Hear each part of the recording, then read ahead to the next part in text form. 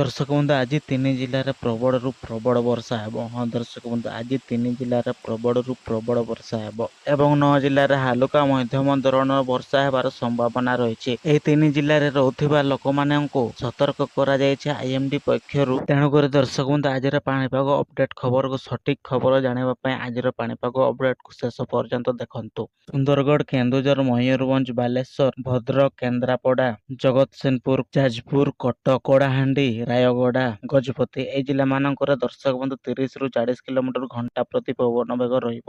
ଆପଣ ଯଦି ଏଭଳି ସବୁଦିନ ନୂଆ ନୂଆ ଅପଡେଟ୍ ପାଣିପାଗ ଖବର ଜାଣିବା ପାଇଁ ଚାହୁଁଛନ୍ତି ଦର୍ଶକ ବନ୍ଧୁ ଆମ ଚ୍ୟାନେଲକୁ ସବସ୍କ୍ରାଇବ କରିନାହାନ୍ତି ତାହେଲେ ସବସ୍କ୍ରାଇବ କରିକି ରଖନ୍ତୁ। ପାଖରେ ଥିବା ବେଲ୍ ନୋଟିଫିକେସନକୁ ଅନ୍ କରନ୍ତୁ, ଯାହାଫଳରେ ସବୁଦିନ ନୂଆ ନୂଆ ଅପଡେଟ୍ ପାଣିପାଗ ଖବର ଆପଣମାନେ ସର୍ବପ୍ରଥମେ ପାଇପାରିବେ। ସୁନ୍ଦରଗଡ଼, କେନ୍ଦୁଝର, ମୟୂରଭଞ୍ଜ, ବାଲେଶ୍ୱର, ଭଦ୍ରକ, କେନ୍ଦ୍ରାପଡ଼ା, ଜଗତସିଂହପୁର, କଟକ, ପୁରୀ ଏହି ଜିଲ୍ଲାମାନଙ୍କର ଦର୍ଶକ ବନ୍ଧୁ ହାଲୁକା ମଧ୍ୟମ ଧରଣ ବର୍ଷା ହେବାର ସମ୍ଭାବନା ରହିଛି। ଦେଖନ୍ତୁ ଦୃଶ୍ୟକୁ ଦର୍ଶକ ବନ୍ଧୁ, ଚାଷୀମାନେ କେମିତି ଚାଷ କାମରେ ବ୍ୟସ୍ତ ଅଛନ୍ତି, କିନ୍ତୁ କିଛି କିଛି ଜମିରେ ପାଣି ଅଛି ଆଉ କିଛି ଜମିରେ ପୁରା ଶୁଖି ଯାଇଛି। ଚାଷୀମାନେ ମୁଣ୍ଡରେ ହାତ ଦେଲେଣି କେମିତି ଚାଷ କରିବେ। ଭୁବନେଶ୍ୱର ପାଣିପାଗ ବିଜ୍ଞାନ କେନ୍ଦ୍ରରୁ ସୂଚନା ଅନୁଯାୟୀ ଏହି 3 ଜିଲ୍ଲାରେ ପ୍ରବଳରୁ ପ୍ରବଳ ବର୍ଷା ହେବାର ସମ୍ଭାବନା ରହିଛି। କନ୍ଧମାଳ, ରାୟଗଡ଼ା, ଗଜପତି ଏହି ଜିଲ୍ଲାମାନଙ୍କରେ କଡ଼ା ବାଦଲ ବର୍ଷିବାର ଚିହ୍ନଟ ଦିଆଯାଇଛି। ଦର୍ଶକ ବନ୍ଧୁ ଦେଖନ୍ତୁ ତ ଏଇ ଜିଲ୍ଲାମାନଙ୍କରେ ଆଜି ସନ୍ଧ୍ୟା ସୁଦ୍ଧା ପ୍ରବଳରୁ ପ୍ରବଳ ବର୍ଷା ହେବାର ସମ୍ଭାବନା ରହିଛି। ଦର୍ଶକ ବନ୍ଧୁ ଏହି ଜିଲ୍ଲାରେ ରହୁଥିବା ଲୋକମାନଙ୍କୁ ନଦୀ ଉପକୂଳ ଅଞ୍ଚଳରେ ରହୁଛନ୍ତି ତାହେଲେ ଆପଣ ହେଇଯାଆନ୍ତୁ ସତର୍କ।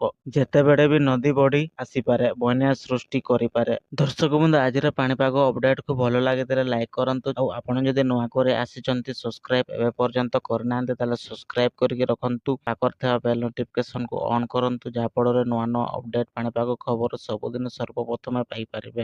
ଆଜି ହେଉଛି ଅଗଷ୍ଟ 3 ତାରିଖ 2026। ତ ଆଜିର ପାଣିପାଗ ଅପଡେଟ୍ ଖବରକୁ ଏଇଠି ସମାପ୍ତ କରୁଛି। ଆପଣମାନେ ଅପେକ୍ଷାରେ ରୁହନ୍ତୁ ନେକ୍ସଟ ପାଣିପାଗ ଅପଡେଟ୍ ଖବର ପାଇଁ।